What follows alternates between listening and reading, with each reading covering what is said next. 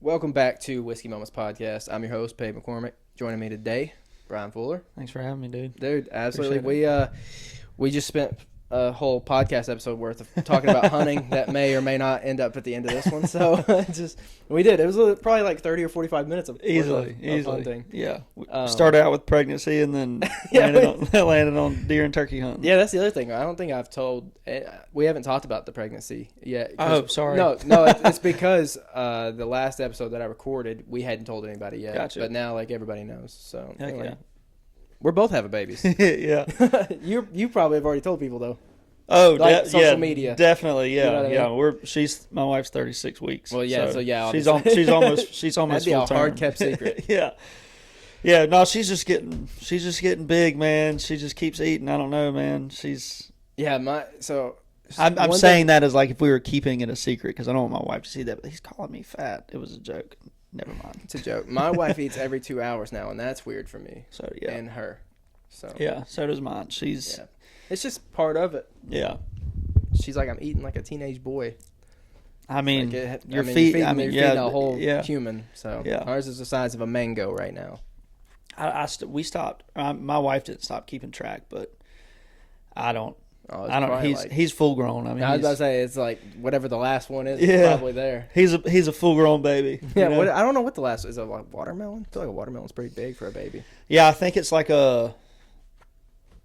What would it be? 'Cause I don't know. I mean, what like fruit? a big squash, I guess. I don't know.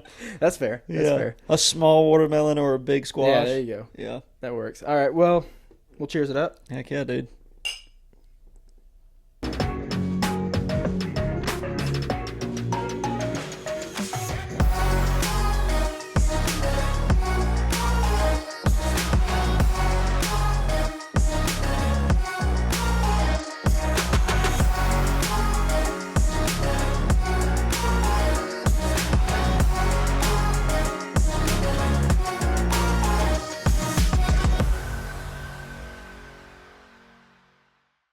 Go Pete. Appreciate you coming on. Yeah, dude. All right, we'll jump into it. Are you originally from Nashville? No, I'm. I grew up in South Georgia in Statesboro. So you're a Georgia football fan then? Oh yeah, That's unfortunate. yeah. You're But- from, what are you, Mizzou? Yeah. Yeah, Which is also unfortunate yeah. for me. I mean, at least we're still like SEC. Like at least we have that going for us. We haven't been terrible the last couple of years. But Yeah, they party in Mizzou. Like I mean, I played. There's a venue.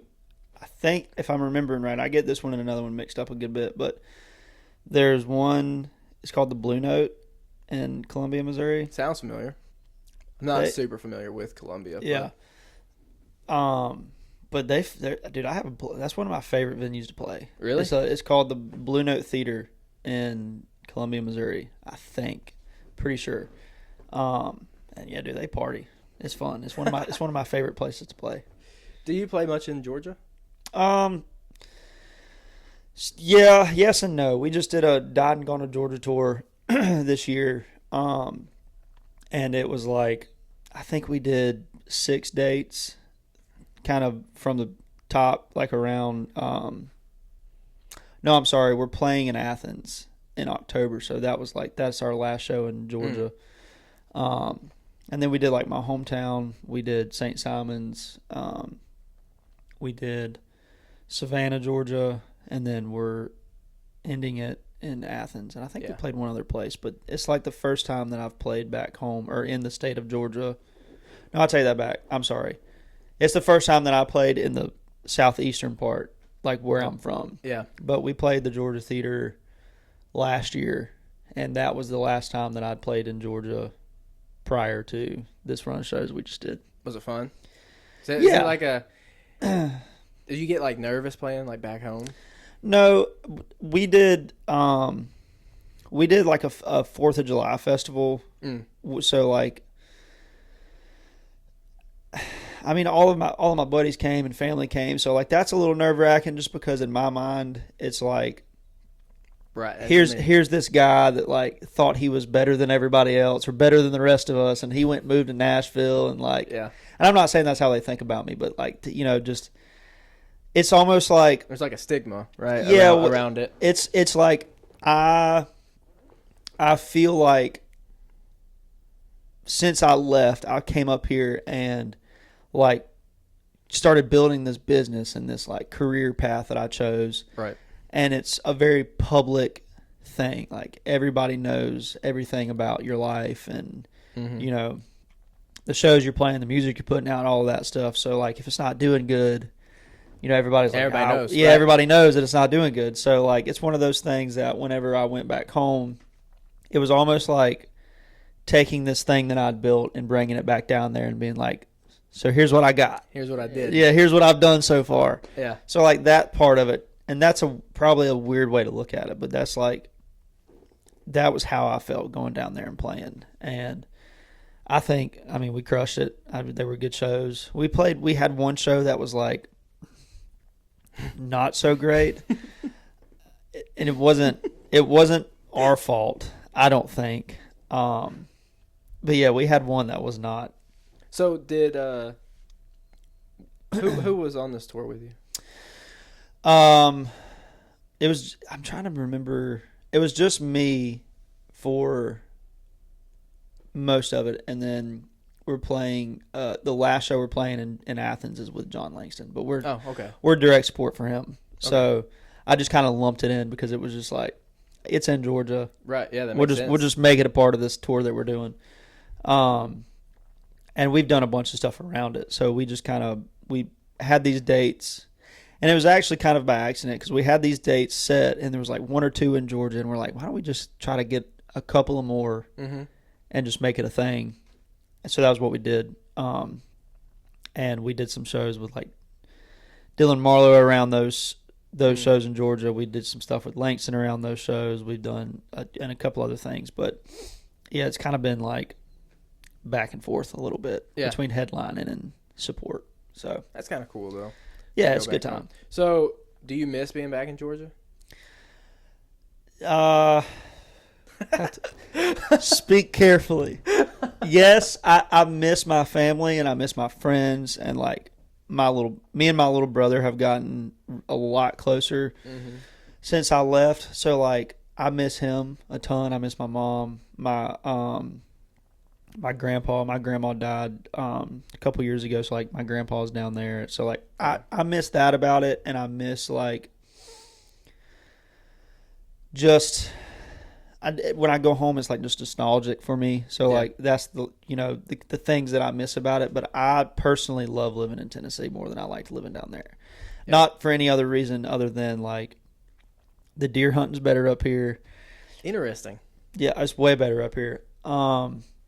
The friends that I have made up here are like, I mean, just second to none. Like they're some of my best buddies in the whole world, and like my wife has a great community of people here. Which she's not from Georgia, but she from here? No, she's from a little town in Minnesota that nobody's ever heard of, but she's from Minnesota. Okay. But like we've just built a really strong community here, and like we've built a life. So like for me to want, like there's a lot of people I feel like that move here like I want to move back home one day or whatever. Right.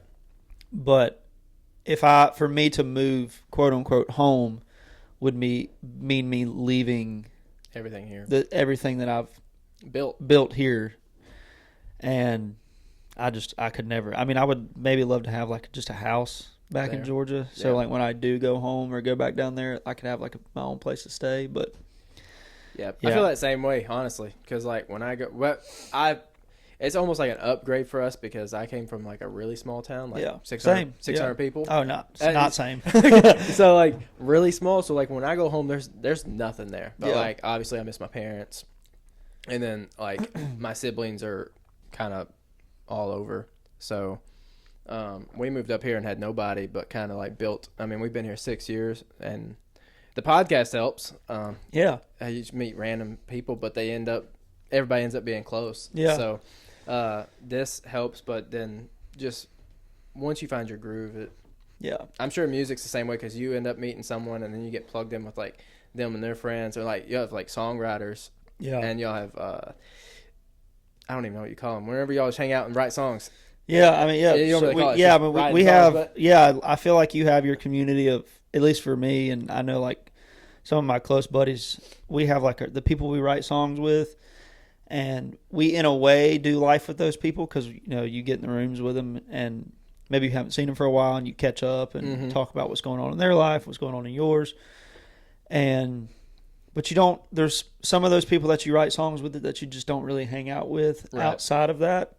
And not for any particular reason. I mean, I think it's just like, you know, you just have certain buddies that you do certain things with. Right. And, you know, like I have like 3 or 4 probably 5. I have like, safe to say 5 really, really, really good friends that if I have, you know, if I'm dealing with something or I'm struggling with something mentally or emotionally or whatever, like those are the guys that I call and kind of like lean on and confide in. Right.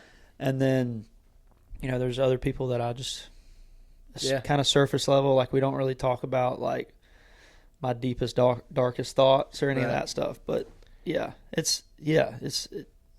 they're just like mutual friends, right? I've had that same way. Like I have obviously like my few friends back home, and then like here we were talking about the baby registry and like doing a baby shower, and we started listing like the people we would invite here versus like her hometown and mine, and I was like, holy crap, the one here is bigger in 6 years than it was where I grew up 18 years 20 years whatever it was, and I'm like, that's insane. But I think and unfortunately, like you just lose like your connection with everybody back home. And I mean, I left at 21 and I had been making frequent trips up here at 18. So like I was like 1 foot out of the door at 18. Right. And my buddies back home, like after I left, and I left at such a young age. I mean, like 21 it's not, it's young. You're still kind of a kid figuring it out. And then from like 21 on, it's like you're getting like the career job that you're going to have forever. You're starting to, you meet your, you know, significant other, your spouse, the person you're going to marry. Build a life. You start having babies. You start like, you find your church you're going to. Like you do all that. And I did all of that same stuff. And so did you, just separately and away from them. Right. So like you're just disconnected from their, and I have friends, one of my closest friends back home. I got 2, my buddy Brandon and then my buddy Dylan. Like I talk to him all the time. Well, I shouldn't say all the time, but we talk a good bit. And it's like when we talk on the phone, it's like, man, like there's so much about you that I just don't even know. Yeah. You know, and like your kids are growing up and like, oh, you got another one on the way, you know, whatever. But yeah, it sucks to like lose the connection that you have with your buddies back home, the ones that you spent, you know, 18 years hanging out, going to high school with. I think part of that's like almost, not that your friendship's forced, but like you go to school every day, like you have to, right? Because you live down the road from them, right? And so like it's that. But I do have like, I have probably, I'd say less than 5 friends like back home that if we met up, it was just like nothing ever changed, kind of thing. Other than like obviously our appearance and probably the way we go about it. But like everyone says that I've changed in some ways just moving up here, but I don't feel like it. Like I don't feel like I've changed any, but I'm sure. Well, I personally think, and again, like everything that I say is just always like my own personal humble opinion. You know, like I'm not saying it's right or wrong, but I think part of it is like, leaving where you grew up requires a lot of growing up yourself. Like you have to, because you move away, you have to start completely from square one. Like you have to find a job, you have to find friends, you have to find like all you're starting over. So there's a lot of growing up that happens in that season of your life, and I think that when people say you've changed, it's like, no, I think that more than changing, I think that I just grew up in a I grew up mentally away from this place or where you're from, and no knock to staying like in your hometown. There's nothing wrong with that at all. But like, you don't ever get out of the cycle or you don't get out of the mindset or experience anything new. Yeah, you don't have to like live 8 hours away from your parents' house or like 8 hours away from your best friend's house that you just used to drive over there and like hang out with them all the time. Like you like started from scratch. Yeah, and it's crazy. Like from our small town, when I tell people about Nashville, like things that I've learned since living here, it's like it's crazy. This was a culture shock for me because like my hometown was like 99% farmland. Yeah. Everybody farmed. Same. My dad farmed for a while and then got rid of it before I was old enough to like pitch watermelons and cantaloupes. Yeah. Thankfully. But they got out of it and like you worked at a steel mill that was an hour away. And that's what everybody does to make six figures. Yeah. But also like the housing cost is way less in Southeast Missouri, like way less. You can get nice houses for like $80,000, $100,000. And I was like, type Gallatin or Nashville in and just watch the M's appear behind all the houses. I was like, it's insane. Shacks, dude. I mean, you literally could find a shack on Zillow in Nashville or like close to Nashville, and it's like $700,000, and you're like, bro, what? Yeah, I would rather sleep in a tent, on some of those, and then like plots of land are like $350,000, and it's like 0.75 acres. Oh, dude, I will say I found 50 acres. Me and my wife are looking for land right now. Yeah. But I found 50 acres this morning for $250,000, and I was like, where is this? Yeah. It's unfortunately a little too far because we want to like buy something and build on it. So it was like a little too far away from town. But I was like, I just had two coworkers just bought land. Like one of them bought pretty far out, like outside Cookeville. Yeah. Like they said that's where they had to go to get like a good amount for a lesser price. Well, yeah, for sure. And then the other one, I don't know where she's buying, but she just wanted more. I think she wanted like 5+ acres, just because it's hard to find that here. I mean, everybody's building or developing, and it's hard to do it, but it's hard to find. And then once you find it, it's like it's a bidding war to get it. Like we found, it's ridiculous. We found a property. This is probably last year. We weren't pregnant yet. We weren't really even considering moving because we love the house we're in. Like it's in a great area. All of our friends live close to us. Like it's great. We love it. But we found 10 acres. It had a pond on it. It had a little horse barn, which me or my wife rides horses, but I mean, that'd be fun to have, I guess. Yeah, but, be cool. There had a horse barn on it. It had like a little disconnected, just kind of a smaller field, like kind of tucked in back in the woods a little bit. So it'd been perfect for like sunflowers and dove season or just like whatever. Right.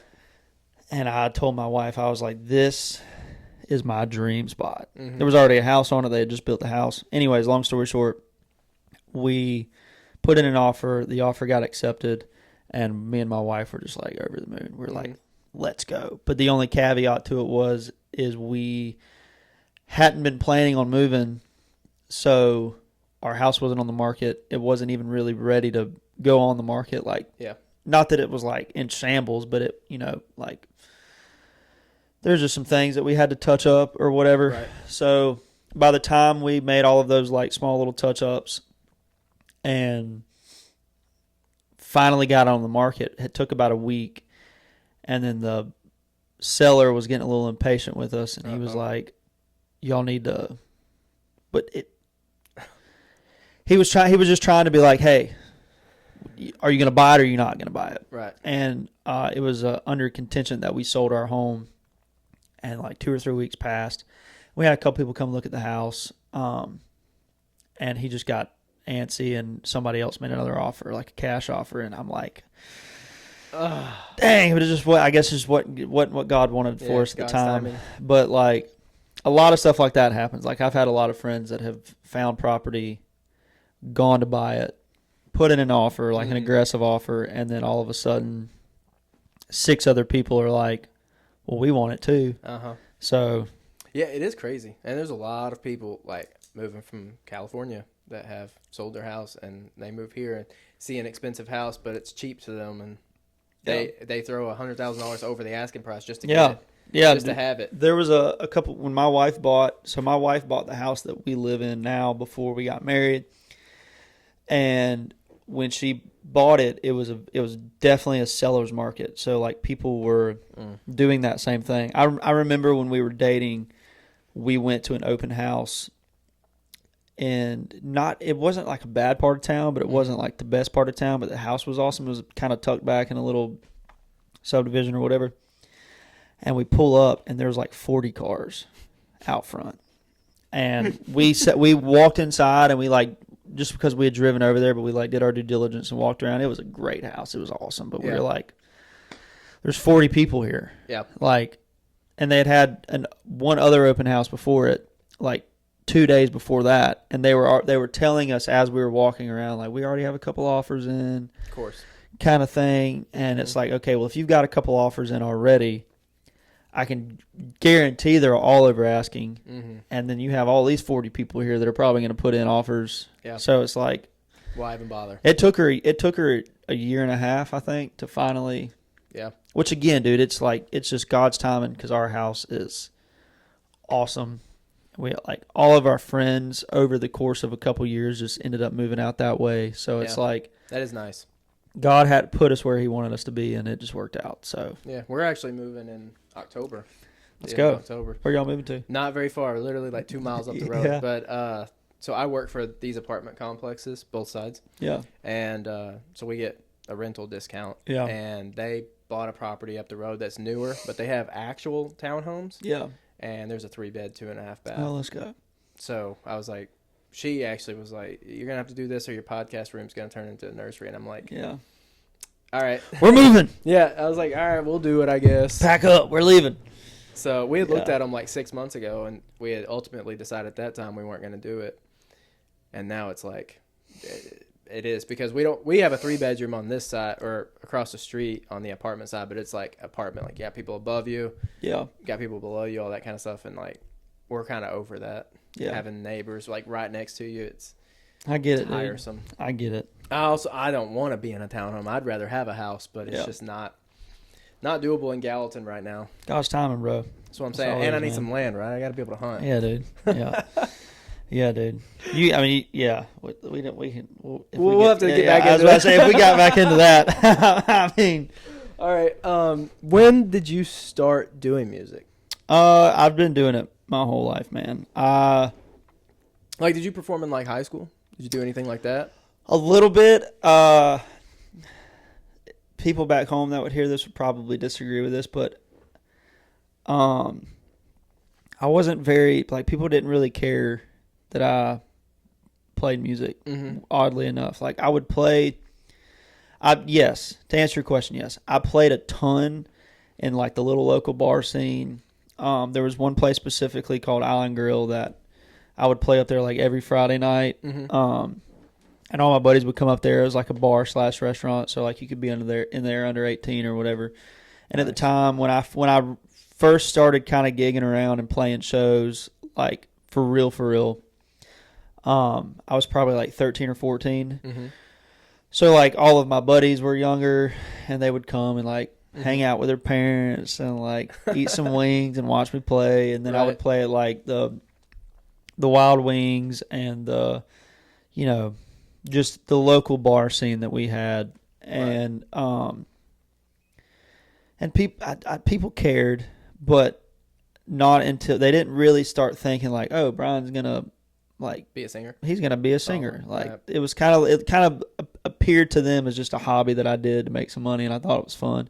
Yeah. And it was like I genuinely just enjoyed playing music. But every time even then when I was that young, every time I'd get up to play or like, play a gig or whatever, I was always really hard on myself. Like if I'd got done and I felt like I didn't do that great, I was like, man, how can I be better at this? Like it was more than just a quote unquote hobby. Like it was like, I want to do this for real.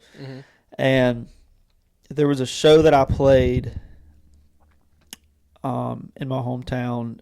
We have another kind of, I guess, or I shouldn't say another. There is a celebrity of sorts that is from my hometown. He's a Major League Baseball player, and Billy Currington's actually from our hometown too. So I guess we have a couple different. Cool. Yeah, we have a couple, claims to fame, I guess. But this guy in particular, his name's Josh Reddick, and he played. Are you a baseball fan at all? I can't stand baseball. Okay. So Josh played.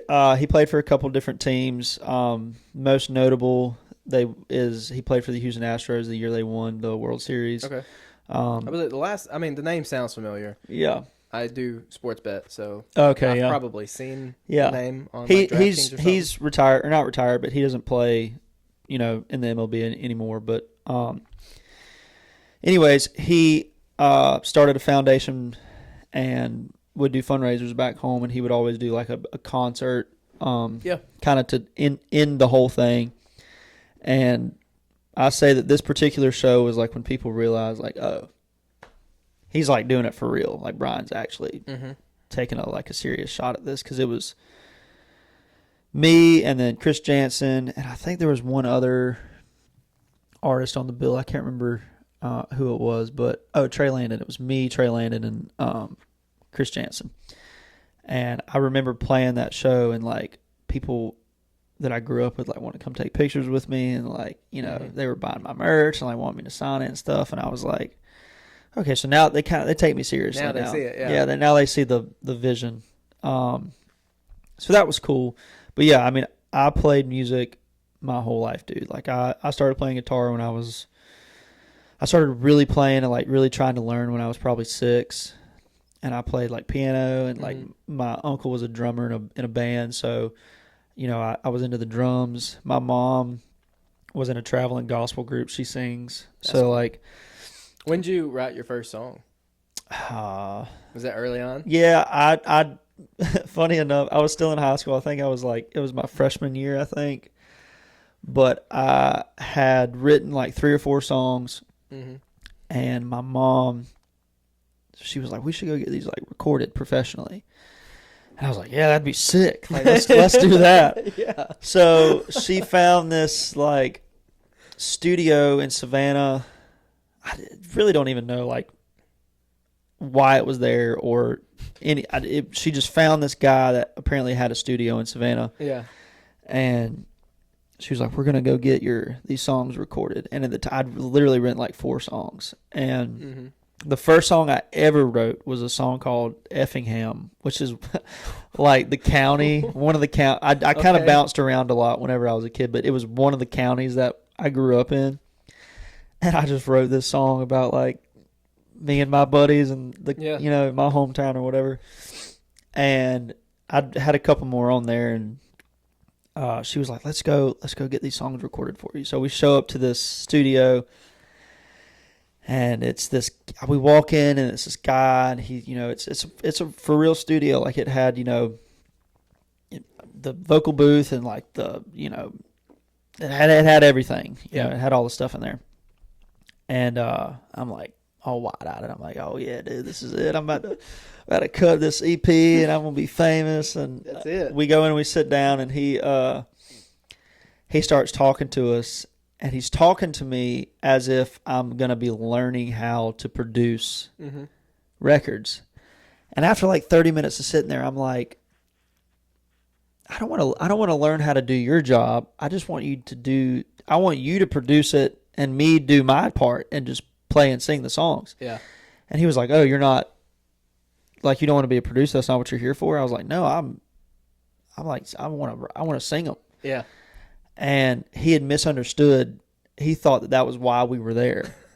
And he was like, "Oh, well, yeah, we can record some music for you real quick." And I was like, "Okay, cool. Sounds great." And I go in the vocal booth, and like no band or like anything. Right. It was just me. And he's like, "All right, well, just play them." So I which is not how it works at all. Yeah. And I plug my guitar up, and I play and sing the song, and I get done with it. And he was like, "You happy with it?" I'm like, "Yeah, I guess. Cool." He's like, "All right, do the next one." So I do 4 songs like that. I'm just like in a vocal booth playing and singing at the same time, which again is not at all how it works. Yeah.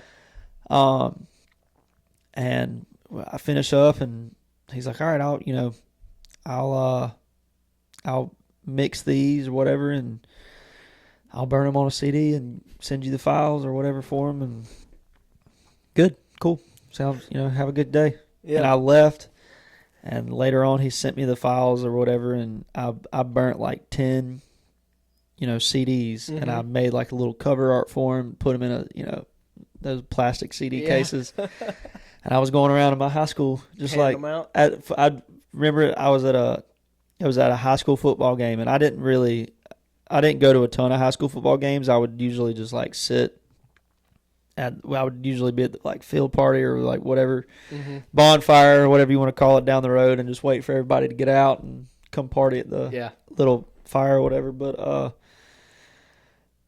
was walking around at the high school game just passing out these CDs, and funny enough, a couple years ago, right before I moved to Nashville, we had lived in this house in Statesboro. It was me and a couple of buddies, and a buddy of mine had found one of those CDs in like my dresser drawer or whatever. And it was like 3 a.m. in the morning, and I was asleep, and my buddy and this girl that he was talking to had like stayed outside and was hanging out by the fire and drinking beer or whatever. And I just hear this god awful racket coming from outside. And I'm like, it wakes me up, and I'm like, what is that? And I walk outside, and there's this music playing on his speakers, and I'm like, bro, what are you listening to? This is terrible. And he was like, this is a CD of yours I found in your dresser. And I was like, take it out and burn it, bro. Like, get rid of that thing. It sounded terrible. It was just god awful. But that was kind of like my first like introduction to like songwriting, and then like the recording process. And so maybe you should remake them. No, they were terrible songs. They were terrible songs. I don't even remember like I don't even remember how they go or none I'm of sure that. someone still has that burnt CD. My mom Did you get like the cool designs on the front of the CD? Yeah, dude. It had. Funny enough, it had my name, like the actual CD had my name, where I was from, and my mom's number on it. And it said, it was my name, where I was from. It said call for booking, and it was my mom's number. So like, I love it. Yeah, and yeah, dude. I bought a burned CD from a guy in a wheelchair at the mall one time. Yeah, dude. I mean, they still do it, bro. This has been a couple months ago now, but I went to the mall, and I was walking inside, and they had those guys out there, and they're like, "Listen to my mixtape, bro. Like, check it out." Do they still do It's still CDs? Yeah, this particular guy, he gave me a CD, and I was like, "Oh, sick, man!" And now in the position that I'm in now, like I was trying to build an art, like a career in music, like. A long time ago, I would just pass those guys by and be like, I'm good, bro. I appreciate it. Yeah. But now I'm like, this guy might actually be good. You never know. Not that I'm going to be able to do anything, but maybe like I'll find a new artist that I like. And I was walking into the mall one day, and this guy comes up to me, and he's like, hey, bro, this is my CD. This is my mixtape right here. Told me his name, like dapped me up. And I was like, oh, sick, dude. I appreciate you. I'm gonna listen to this when I get back in the truck and head home. And he's like, it's all right. It's $10. And I was like, I'm sorry, dude. I ain't got no cash on me. You got like Venmo or something? And he's like, nah, I ain't got none of that. But $10. And I was like, I don't have cash. Sorry, bro. But I'll listen to it. And he's like, nah, I'm gonna need that back. I was like, all right, here you go. Like, sounds good. I don't really think that's the best marketing plan. Like, trying to get somebody to pay for your CD when they have no idea who you are. But like, whatever, dude. That's crazy. But maybe he sold a few copies. Yeah, dude. I respect the hustle, bro. I mean, I literally did the same thing in high school. I was just walking around. I wasn't selling them, but I was just, handing them out. Handing them out, dude. Yeah. Sorry. Back to it. Okay, I want to circle back. When you were performing in high school and stuff, what was your favorite cover to do? What were you doing? My Kind of Crazy by Brantley Gilbert was like my. What a banging song! Yeah, that was like it was one of the first songs I learned how to play. Like one of the first covers I learned how to like play and sing. and I would play that one. That was a one that I played a ton. In Color by Jamie Johnson was another one that I played a lot. And there was one more that I used to. You by Chris Young. The Bluest Skies, that song. But yeah, I played that one a ton. So there it was. There were some good ones. I feel like old Brantley Gilbert is slept on, man. I listen to his older music more than anything else. His new album that he just put out was. Did you like it? I've only listened to one song so far, and I saved it straight to my playlist. My Addiction. Oh yeah, that was a good one. Yeah, I have a buddy that wrote a song on there. It's called "Mud on My Halo," and I saw that one. I haven't sat down and actually like listened to it. Yeah, I have a bunch of buddies that wrote songs on that record, but one of my very close friends wrote "Mud on His Halo," and sorry, I misspoke. It's not "Mud on My Halo." It's "Mud on His Halo." But the whole record is really good. Like it's the closest thing that I feel like Brantley has put out to like his older stuff. Yeah, well, that's how I felt just listening to My Addiction. After I listened to it a couple times, I was like, this kind of sounds like sonically it sounds the same. Older Brantley, which I liked. I saw Brantley when he was playing like really small venues, and then I saw him again. It was crazy. I saw Luke Combs open for him for $50, and I was like 2 rows from the very front. Yeah, it was insane. I don't remember which tour it was, but it was like 2014. Yeah, Brantley. Yeah, that was like him and Eric Church and like Keith Whitley and Josh Thompson. Like those were like that was like the soundtrack to that was what I was playing in my truck all the time. Like older Riley Green, John Langston, like those were the guys that that kind of like Southern roots. Yeah. I think I was listening to like a lot of, honestly, like Billy Currington back then. Yeah, Billy's great too. Good directions. Yeah. That's my karaoke song. Yeah, is it? Yeah. Heck yeah. Mine's what's that big Tennessee Whiskey? That's always my. That's your karaoke song? Dude, that's actually one of my last questions, was what your karaoke song is. Yeah. Well, there it is. Tennessee Whiskey. That's wild. I feel like that's a brave song. Maybe not for a singer, but I feel like that's a brave karaoke song. Well, the reason I do it, it was my 21st birthday when I was still living in Savannah or down in South Georgia. I was out one night in Savannah for my 21st birthday. It was right before I moved up here. And I don't drink anymore, but when I did drink, I used to go pretty hard in the paint. And we were at this bar. It was like an Irish bar, and they had karaoke. Mm-hmm. And I was I was not sober. I was very drunk. Understandable. And I got up on stage, and they were like, "What do you want to sing?" And I was like, "Tennessee Whiskey, Chris Stapleton." And they were like, "All right, sure you do, buddy." And they were all kind of like, "Okay, dude, sounds good." Like not thinking I was gonna be able to do it. Yeah. And in my mind, I'm like, they don't even know I'm a country singer. I'm about to sing the hell out of this song. And in my mind, I crushed it. Yeah. But there was a table of people sitting behind the table of friends that I had there, and one of the guys leaned up to my buddy and was like, "This guy sucks." I was just drunk and trying to sing. So I say that to say, like, I've just kind of now, if I do sing karaoke, which is like I haven't sang karaoke and I mean, you have to drink to be singing karaoke. That's true. That's kind of that's kind of the thing. Like karaoke and being drunk is like no one does karaoke sober. Yeah, nobody's like, I'm gonna get up here and just sing a song. Like I do that as my job, right. You know. So it's like whatever. But yeah, ever since it's either that or like it's a Brooks and Dunn song, like Neon Moon is another one that I do. I immediately was like, I saw the light. Yeah, that one too. I do that one too. Yeah, I do that one too. But again, I never sing karaoke. But if somebody was like, hey, get up there and sing a song right now, I'd probably be like Tennessee Whiskey or Neon Moon. Yeah. Yeah. Solid choices. All right. Who are your current favorite artists? It's a great question. There's a lot of them right now. Let me look. Can I do that? There Am I you allowed go, to do that? Yeah, because hit the personal playlist. I feel like I don't when I get asked this question, and I feel like I always drop the ball because I can't think about it at the time.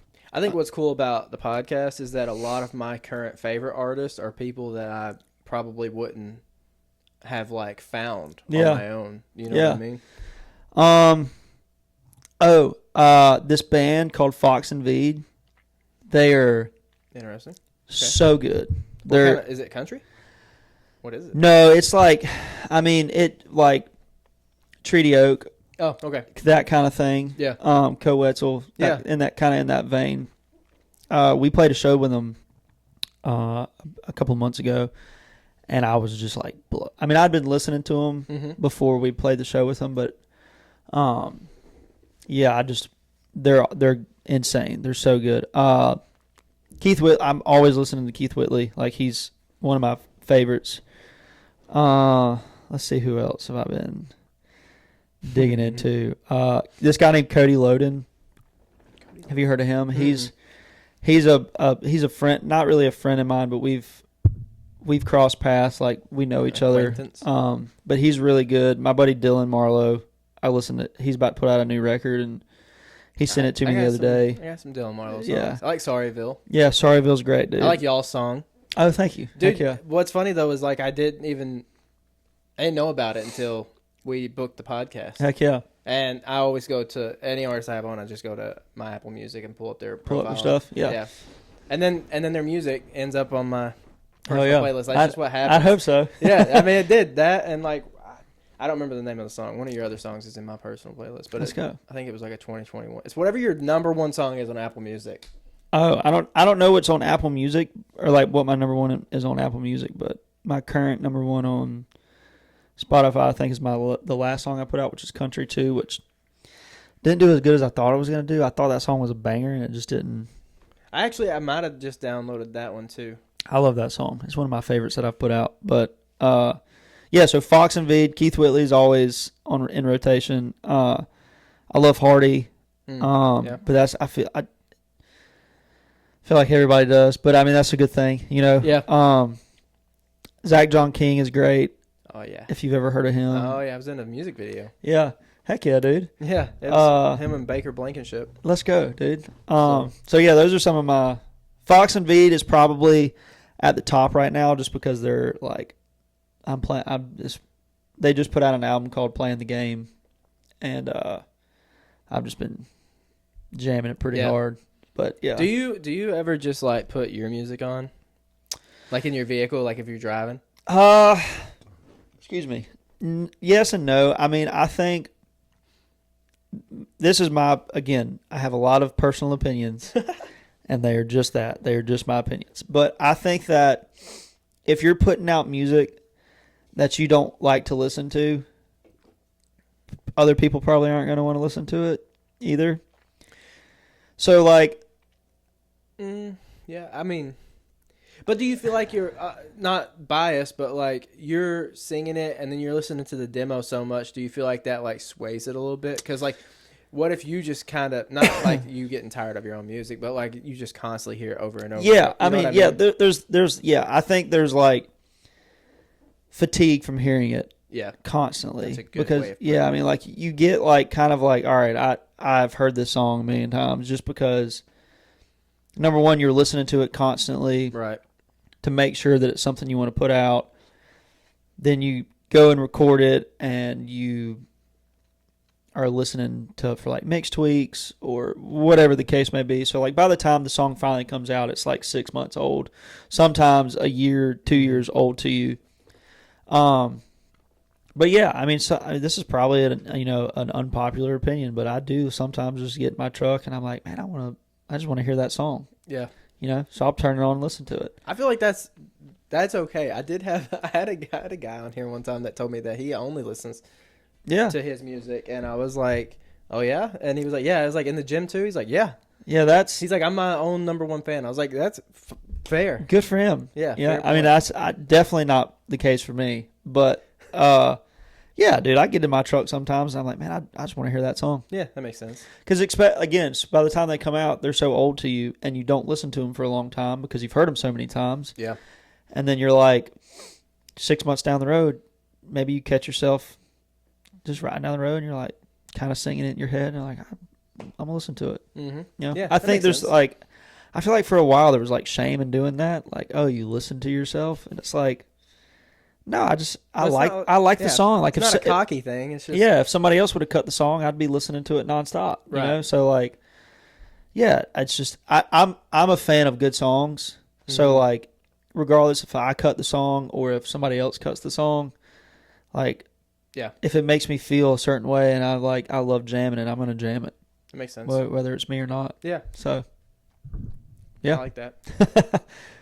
All right. So we talked about, or you briefly touched on your latest single, Country 2. So it was released in June? I think so, yeah.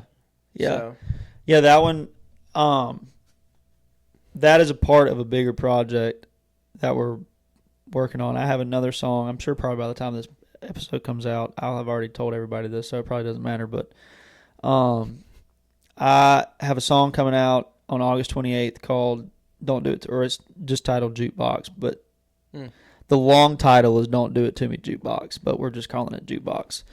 That comes out on August 28th, and then that is going to kind of start the process of promoting an EP that I have coming out later this year, but we're doing it a little different than like most people, or not most people. We're doing it differently than I have done it in the past, to where we're just going to drop each song individually until it all is out. One, because I think,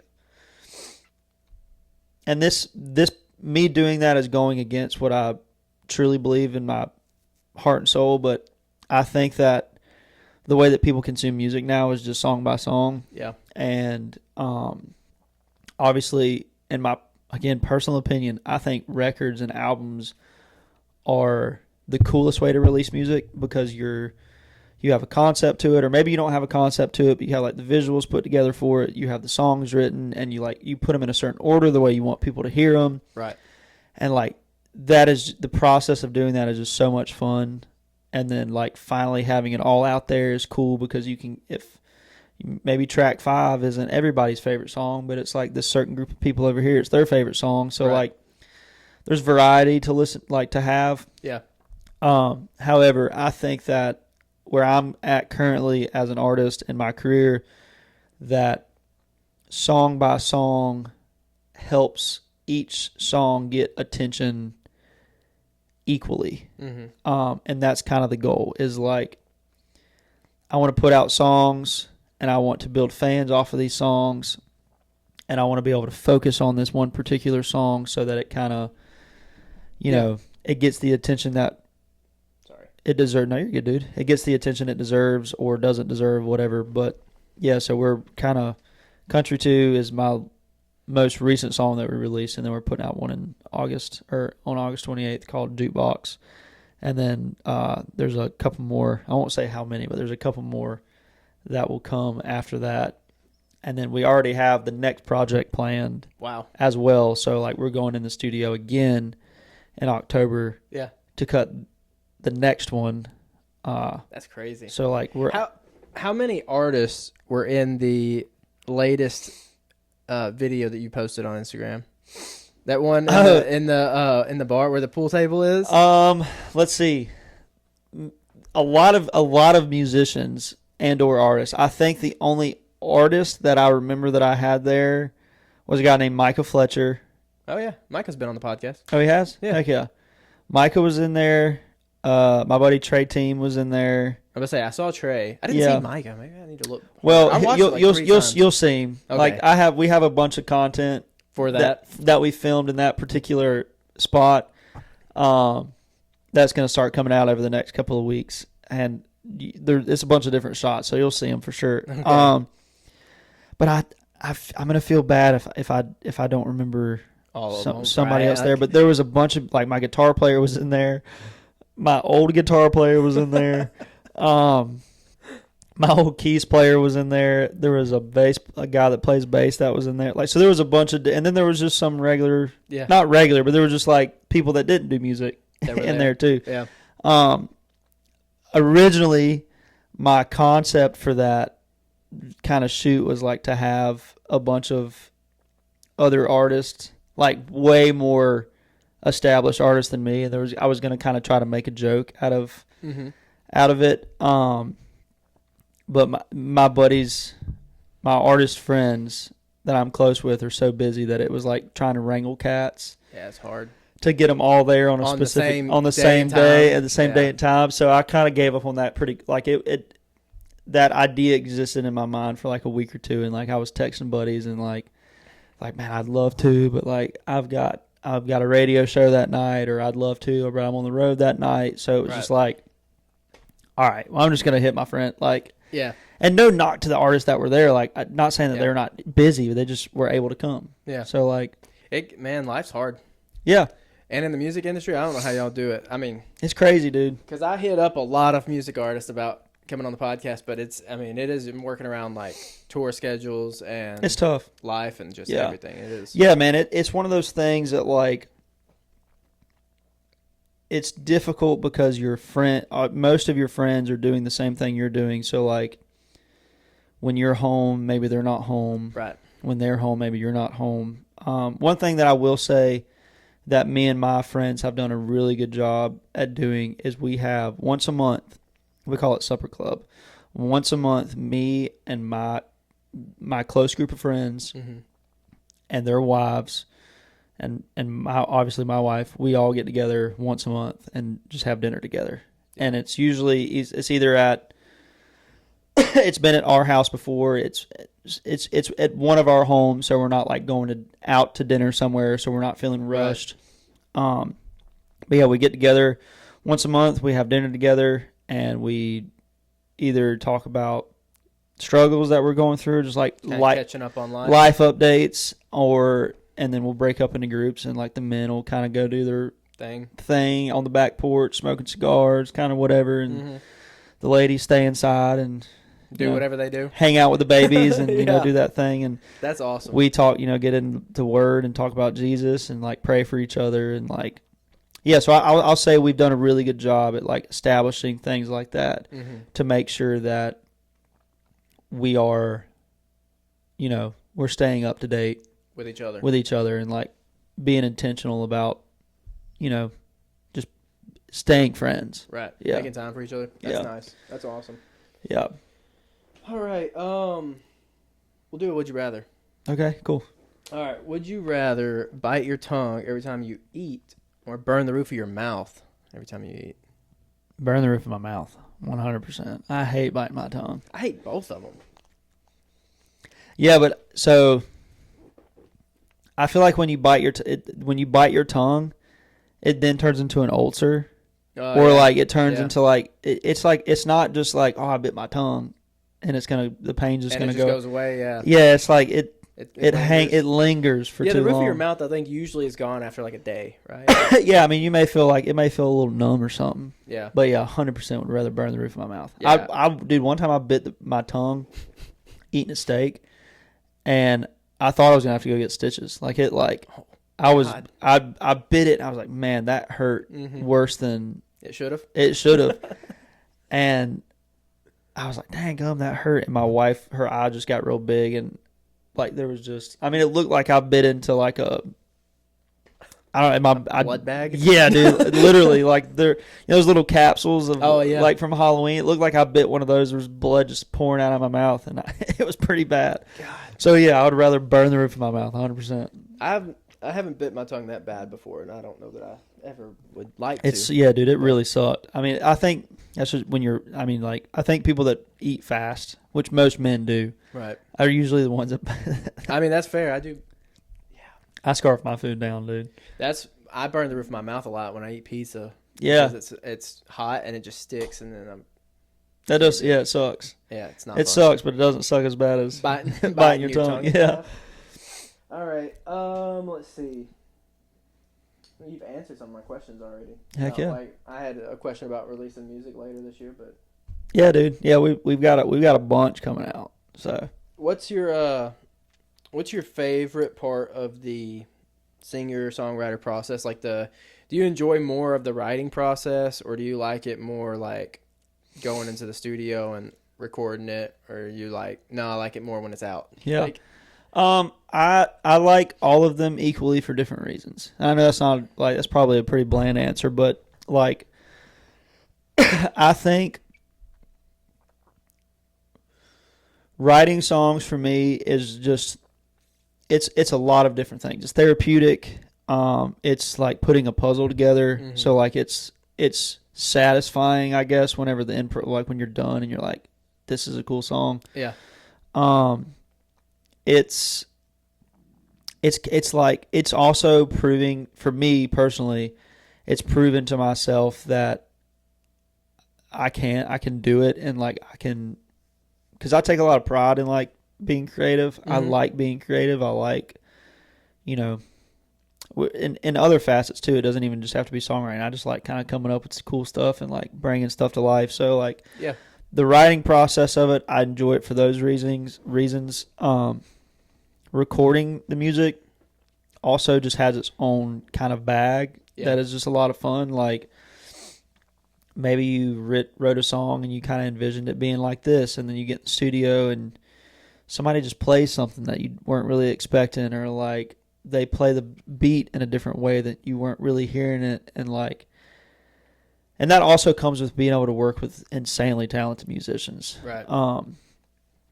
But I enjoy it, that part of it, just because watching a song come to life is like really fun. Mhm. And then being out, you get to tour it, like you Right. get to go play it for people, and like people get to hear it, and like Sing it back. yeah, and all that I stuff. think that is also kind of a callback to the songwriting part of it. Like I'm signed at Sony ATV Publishing, and Rusty Gaston is the president of that company. And him, like many other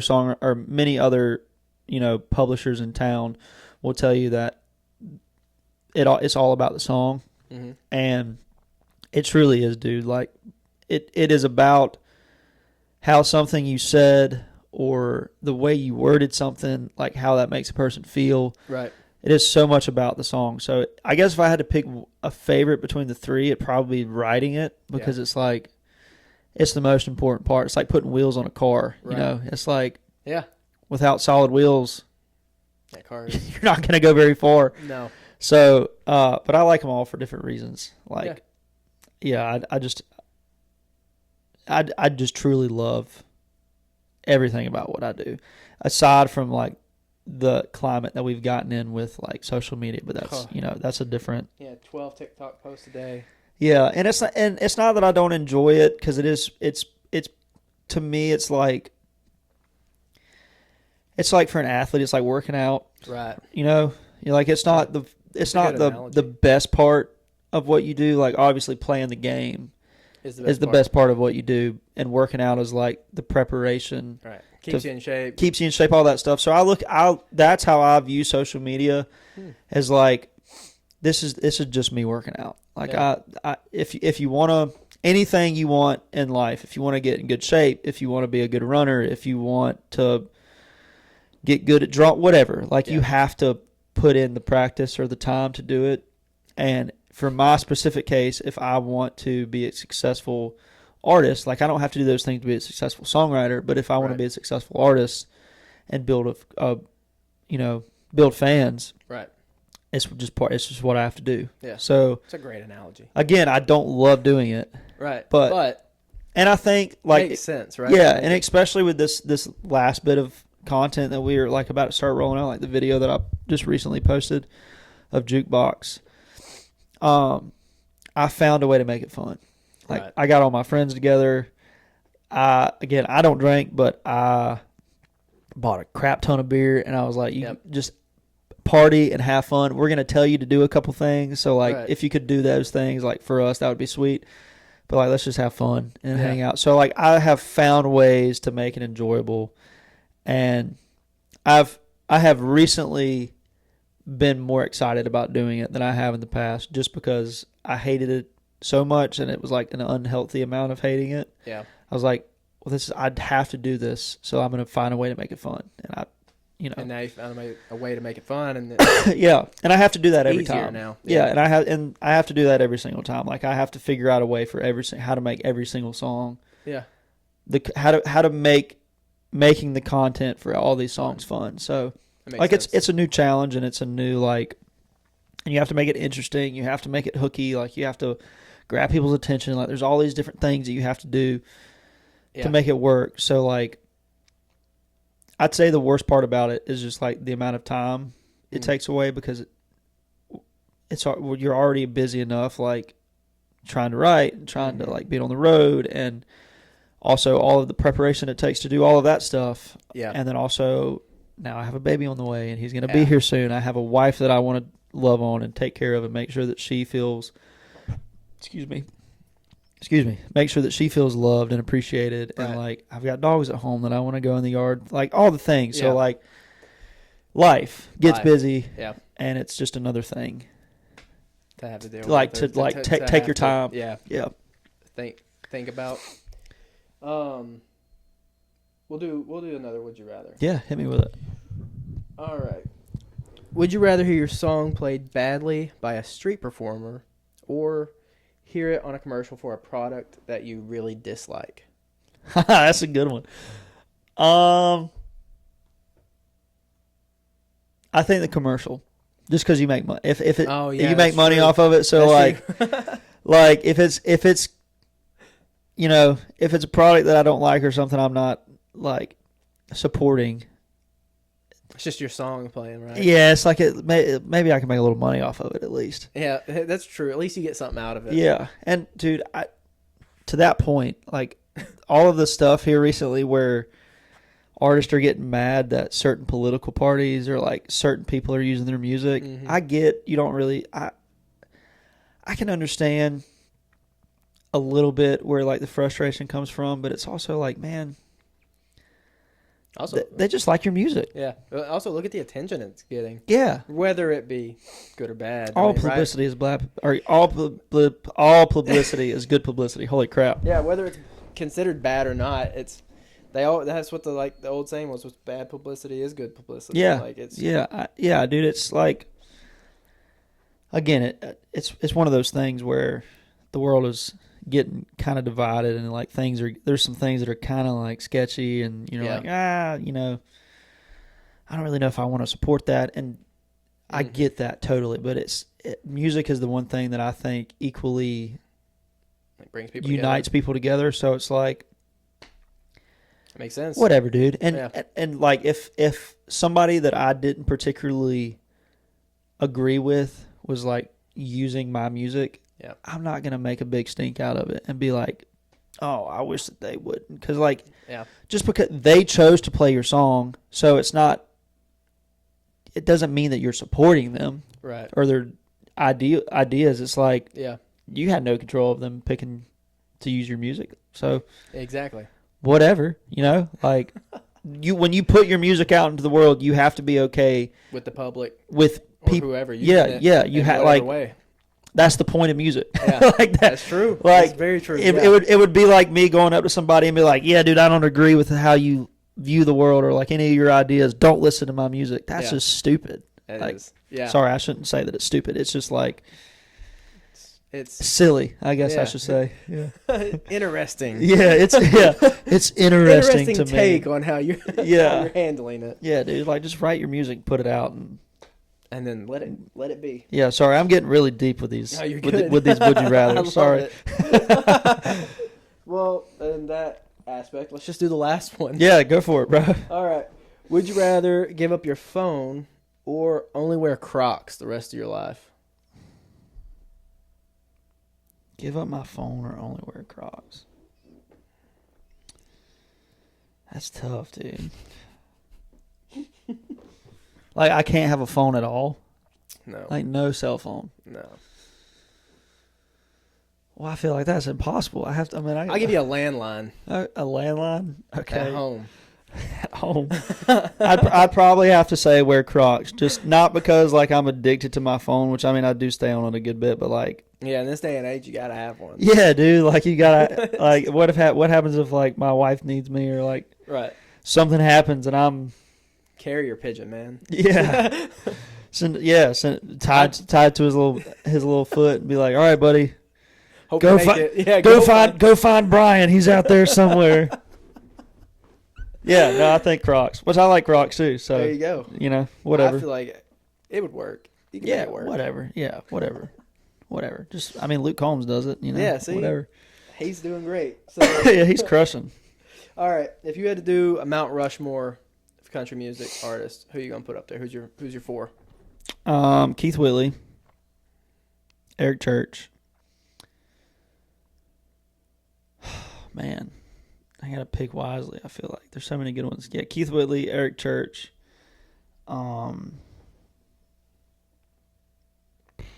Kings of Leon, which they're a group of 4. So right, but yeah. All of their faces around one. Yeah, rock, there you go. And gosh,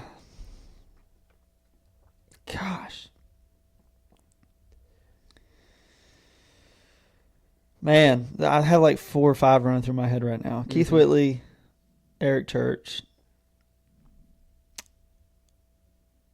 Kings of Leon, and I'd probably Hardy.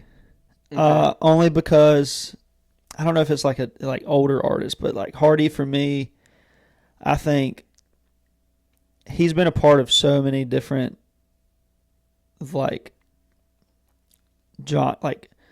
styles of country music. Right. It's kind of cool. Like he's very he's been such a part. Yeah, it's versatile. Yeah, I mean he kind of made bro country a thing. Yeah, which I'm not like a big. Kind of like brought it back, right? Yeah, I mean, he kind of started it. I thought FGL started it technically. Yeah, but he was writing their songs, which is what I mean. Like that makes sense then. he was a part of starting the movement. Without I guess being like the number. Yeah, like he the wasn't person in the spotlight. Kind of thing. And That makes sense then. I don't know why I feel like I have to explain myself on that one, but yeah, I think that because people are gonna come for you. Yeah, for sure. I think for real country. As I say, people are gonna come for you. I'm just a fan of music, man. Genuinely, if somebody, the way that I look at that stuff is that if somebody is like, that's not real country music, then just don't listen to it. All right, just don't listen. Like, you don't have to say something mean about it. Just don't listen to it. Yeah, like people came after Morgan Wallen because he was like, I don't really listen to country music. Mm-hmm. And I totally get that as a country artist / writer, because it's like the more stuff you put in your head, like it starts to influence you, mm-hmm. and it's like subconsciously influencing you in a way that you probably just didn't even realize.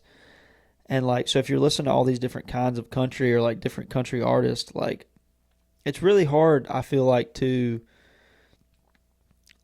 create your own sound and mm-hmm. brand and like figure out what it is that how you want your music to sound. So like, yeah, that's a fair point. Yeah, I don't know why people care so much, dude. It's crazy. Like, people think that their opinions are the best thing in the world. Yeah, and I mean, like everyone thinks that their own opinion is the best, and you have that right for your. Oh yeah, dude. Like to be your opinion, but like. I think my opinions are the best. Right. And that's I think mine are too, but then I don't get butthurt if someone doesn't like my opinion. That's fair. That's fine. Yeah. You can be wrong, but I mean people, you could be wrong. That's fine. Again, a long-winded answer, but yeah, Keith Whitley, Eric Church, Kings of Leon, and Hardy. And if I had to replace Hardy with like an older artist or like a more, like a I guess you could a Hall of Famer. Keith Whitley is kind of an older artist. I would. Oh yeah, Keith Whitley for sure. But if I had to pick my fourth one as like a more Hall of Famer, it'd probably be Elvis, just because he kind of like really got me into music. Yeah, that was like kind of, my grandpa was a big Elvis fan, and I would listen to all of his albums, and like I watched all the movies, and like he kind of that Elvis was my introduction into like music, kind of like just like the a career in it, I guess, because he was doing movies, he was doing like all of those, everything. He was doing the live performances, his albums were great, So those, Believe it or not, you're not the first or second person to put Elvis on there. Yeah, I mean he was. You are the first person to put Kings of Leon on there though. Heck yeah. But I like Kings of Leon. The Kings are. I mean, they're good. They're incredible. Yeah. Yeah, incredible. Killer. Dude. I've got one last question. Yeah, dude. Ask me as you want. I got all day. Who would you? And you probably just kind of answered it. I just have on here who your like biggest influences are, and I guess like the music. I don't know how to. I don't know if I want to say like for songwriting or for performing or I guess however you want to take that. Yeah, I'd think that just influence in general. Some of those artists that I just listed, and Hardy for sure. Again, I feel like a lot of people are going to say that, but I like Hardy for just the songs he's written. Yeah. Even really not even his artist career. I mean, I love his music. But he's such a great songwriter. Yeah. And but honestly too, dude, my friend, like my buddies, I have some insanely talented friends, and getting to watch them play, like when we're out with Dylan and watching them play shows, I'm like, if I was not in music and was just another guy in this crowd, I would be in awe. Like, they crush. Yeah. And so, yeah, I mean, I have a lot of, like, songwriting, Hall of Famers that I want to write with. Like, Josh Osborne's incredible. Josh Thompson's incredible. Ben Hayslip is incredible. My friend Brent Anderson, he produces my stuff too. He's incredible. Yeah, dude, it's hard to pick one. Right. Well, you don't have to just pick particular, one, right? But yeah, I'd say for sure, like Eric Church has kind of carved my like attitude, I guess, when it comes to putting out music and like how I want to be as an artist. Hardy has definitely influenced me, like present day, as I'm in town and hearing some of the songs he's writing and just like the many different genres of songs he's writing. I think it's really cool to be like a Swiss Army knife in a sorts. And then my friends like Dylan and John Langston and gosh, I feel like I'm going to leave somebody out. They're going to be like, you don't like my music, bro? But no, my friends for sure. They're going to clip this and send it to you? Yeah. My friends for sure are some of the most talented people on the face of this planet. And it is truly an honor to be able to be friends with them and get to do life with them and watch them create and put it out into the world and like just watch it blow up for them. I'm my friend's biggest fans. Yeah. That's awesome. That's how it should be. Yeah, 100%, dude. Like, especially in like any kind of industry like this. Yeah, and it's difficult because you don't always get to be friends with like, I don't want to say your heroes because my friends aren't my heroes, but like, yeah, sorry. Yeah, but to be friends with like the people that you look up to in the field that you're in. Yeah. Absolutely. Like, I just think that it's it's just such a blessing to be able to like be listening to Spotify or whatever and click on your buddy and just be a fan of your friend. Yeah. Like, that's the coolest thing in the world. That is cool. So, yeah, I'm a talker, dude, so like podcasts are like... It makes it great content. Yeah, dude, I'm a talker, so like anytime I get the chance to do a podcast, every time before I get to where I'm going, I'm like, all right, Brian, don't talk as much as you normally do. Like, take a step back, chill out, and every time I get here, I'm just like, da-da-da-da-da-da-da. But yeah. It's great. I'd rather that than like one-word answers. One-word answers, and like that. All right, next question. Yeah. Yeah, I've only ever had one of those. That was kind of weird. Really? But yeah. Was it like... It was just I would ask a question and they would answer it, and then like there was no follow up. There was nothing follow up. There was no like story behind anything. It was just answered and then like looking at me, and I'm like, all right, well, sweet. I was like, well, this is gonna be quick. Yeah, because normally like if I write a page worth of questions or like content, I'm really good about spacing that out to about an hour. Like I'd be willing to bet that right now we're at about an hour 30, hour 40. So I bet that's probably where we're sitting somewhere. Yeah. But when people can talk and keep like stories going, it just makes it so much better. What, like, when you're writing questions, like, where I guess what is inspiring the questions that you're asking? Good. That's a good question. Probably, I kind of base it off if you were coming to hang out with me and this camera wasn't filming. Yeah, just like, I want to get to know this guy. Yeah, what am I going to ask? But also, I don't want it to feel super interviewy. So when people talk and we can talk like about hunting in the beginning and stuff like that, it also just makes it a little more comfortable. Yeah, when you know. I think that's what I think that's honestly what makes, at least when I'm listening to podcasts, like flow state. I want to. Well, yeah, I want to hear. I want to hear things about the person that is being, again, interviewed isn't the best word for it, but the person that is being interviewed, I want to hear like stuff you wouldn't typically. Yeah, like cool stories, or like stuff how they grew up, or like this one thing that they did when they were 16, or like they'd whatever. rather live without a phone or have Crocs all the time. Yeah, dude. Yeah. How their mind works. I feel like, do you ask that question a lot? No, I try to make every Would You Rather different on every episode. I have reused some, like some of the funnier ones, like would you rather fight, like the biggest one is, would you rather fight one horse-sized duck or 100 duck-sized horses? One horse-sized duck or 100 duck-sized horses. Yeah, and it's like, which one would you rather fight? I think that's a good one. Mm-hmm. I think I'd rather fight. It's got to be 100 duck-sized horses. Yeah. I mean, I don't know, dude. Horses can kick, bro. Yeah, but think about a duck that's the size of a horse. Yeah, I mean, no, he's not that scary. Yeah, he is. I mean, there's no shot. Just don't get close to his beak. I mean, like, I guess he could bite you, but what if he starts flying?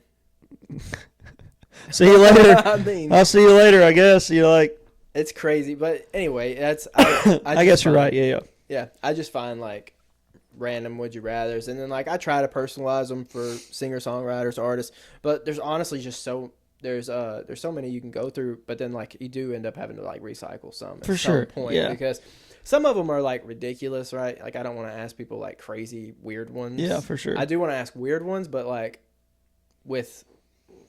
normally I feel people out too a little bit, and I kind of can figure out my would you rather's that way.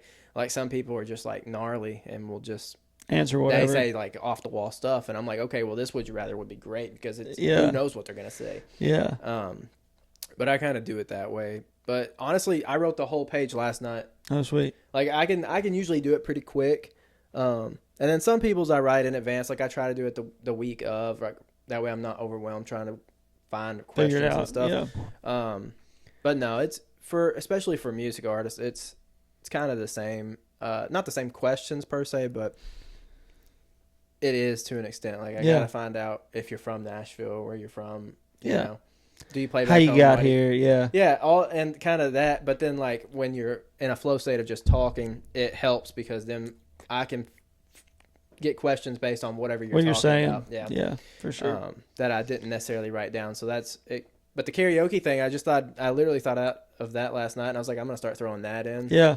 So that kind of stuff happens randomly. I'll get something, and I'm like, that should be a question I ask. Yeah. And then at some point, I want to get a guitar, probably like a cheap one, and keep in here. And my idea was to do a spin the wheel.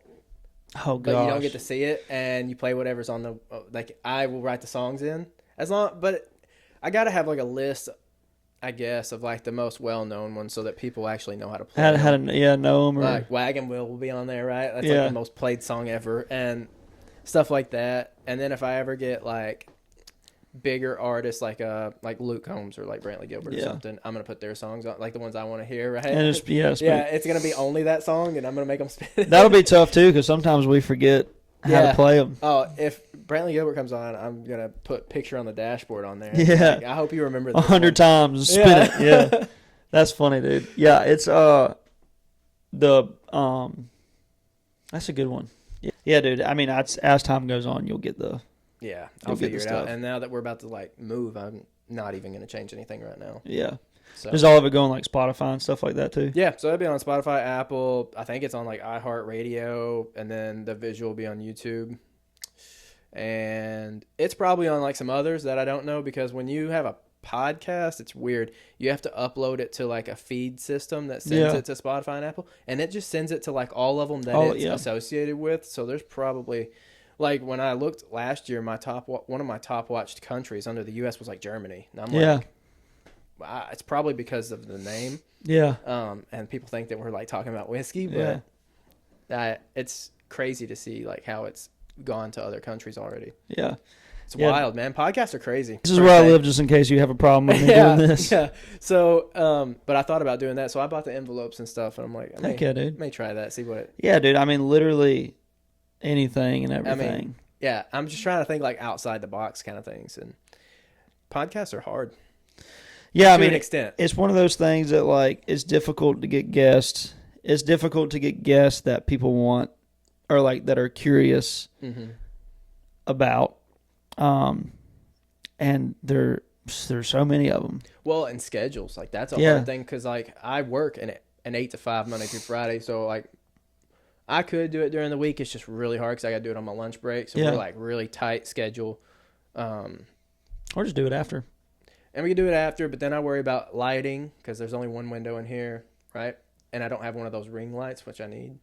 Dude, literally, I get some of those. $20 on Amazon. Yeah, I know. And I've been meaning to get one, I just haven't. But like, it's all those little things. Yeah. But I definitely could do that. But like, so I try to stick to Saturdays, and then I'm on call for work every third week. So I try to not do it, which we're doing it on my week on call. But it's. Hopefully they don't need you. It's it's just a. You know how it is in music. You guys have to shuffle life and all that. Busy. Yeah. But, dude, I appreciate you coming out. Yeah, bro. Of course, man. It's been fun. We'll toast it out. Is this how we like? Yeah, this is how we end. Is we toast it out. Heck yeah, dude. And that's it. And then maybe they'll get a special hunting episode at the end of this. Little what would it be? I don't know. Just some extras. Yeah, there you go. Roll credits. Yeah, hunting 101. From an amateur hunter. Yeah. Your WMA pass, like all kind of stuff to hunt them. So it's a pretty regulated form of hunting. Right. Yeah. So see, I don't ever duck hunt, so I don't know anything about it. I didn't realize there was all that was involved with it. I don't go a ton. I mean, I go I really mainly go when I get invited. I love deer hunting and like turkey hunting, and I love shooting dove and quail and stuff like that. But I don't. For deer, are you mainly bow or rifle, or both? For a long time, I was really just hunting with my rifle, but it was only because I didn't have a good bow, so I didn't want to I don't know. I didn't want to go out there hunting with a cheap bow, and because bow hunting is already so it's too much patience for me. Well, it's hard. It's really hard. Bow. I mean, if you make a bad shot, you can injure the deer and maybe even kill it and not find it, and so I feel like when you're bow hunting, you need to have good gear, right, and not just. And it's expensive. Yeah, dude. Bow hunting's expensive. Like rifle hunting can be expensive, but bow hunting's expensive.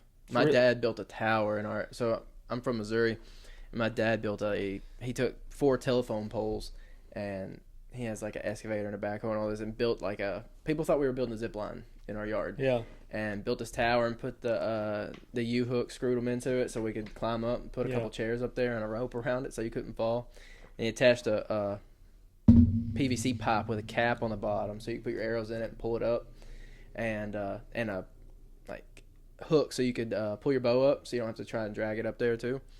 And then there was a bow shop that went out of business in our town, just wasn't big enough for it, and they sold all the what do you call them? I want to call them mannequins, but they're not mannequins. The targets, like all the targets, and we had like a bear, a leopard, just some crazy ones, and so we ended up with like 10 of them. It looked like we had a fake farm.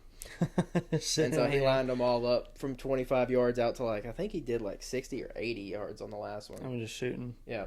And so I did that for a while, and then I went bow hunting one time and missed a deer, and I was like, I'm done. I can't. It was like 40 yards, and I said if I had a gun, I would have shot it at 150 yards. Yeah. I try not to go past, and this is just from my own personal preference. Like, there's a lot of people that, like, I've got a buddy, his name's Hunter. He's practiced up to about, like, 80 yards. Like, he can hit a target at about 80 yards. Mm-hmm. But, I mean, for me to shoot past, like, 30, and I'm sure there's a lot of hunters that would be like, that's nothing, man. That's a short shot. But I'd rather find my deer. Mm-hmm. I don't want to make a bad shot. Also, bow hunting, like, they can duck your arrow. I mean, like, tree branches. The second you hit your release, like, it makes that pop noise, and deer react to it really fast. Like, I've seen so many videos of deer literally dropping a couple inches and your arrow either going right over the top of their back or sticking them in the spine or hitting them like top of the shoulder and not really hitting any major organs, and like they bleed, and you track them for however long and forever. You just can't find them. So like, that's the worst. I'm trying to shoot 25 to 35. Maybe if like it's a nice buck, I would shoot like 40 yards. But and I'm practiced up to like 60. Like I can get a decent group at 60 yards, but it's like, I don't know, it's not worth it to me. I just don't go bow anymore. I love it though. Rifle is my go-to, and I got out of it for a while out of college, and then because we were hunting in Kentucky, and out of state is just expensive. Which now when I go home, I pay out of state to go back to Missouri, and it's expensive. And last year I accidentally bought my bow tags for rifle season, so I ended up spending like $400 to get rifle tags, and I was like, you have to buy. I didn't know you had to buy separate. Mm-hmm. Really, I didn't know that. Not fun. Yeah, that kind of sucks. Not fun. And then I got one doe, and I got lucky with it. Because when I went during rifle season, I saw some doe, but I was holding out for a buck just to see. So I let these doe pass the first day. Second day, I didn't see anything. Third day, didn't see anything. So I was like, well, that sucks. Because by the second day, I was like, if I see a doe, at least I'll shoot. I'll shoot one now because I know. Yeah. And didn't see anything the last 2 days, and then went back in January for not black powder. I don't know what it is. You can like hunt with a pistol though. Really? Yeah, you can hunt with a pistol, or anything under so many inches is considered a pistol.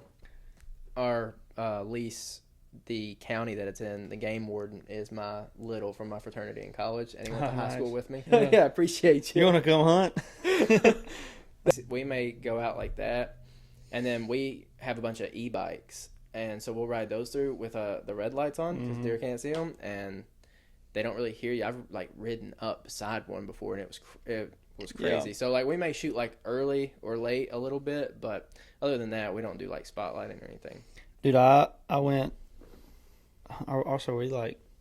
It's rolling, but we're not actually going. So. Okay, cool. Yeah, I went. I think this was not last season, but the season before last. So I have about 60 acres on one side, and then like 190 on the other side. They're about 5 minutes from each other.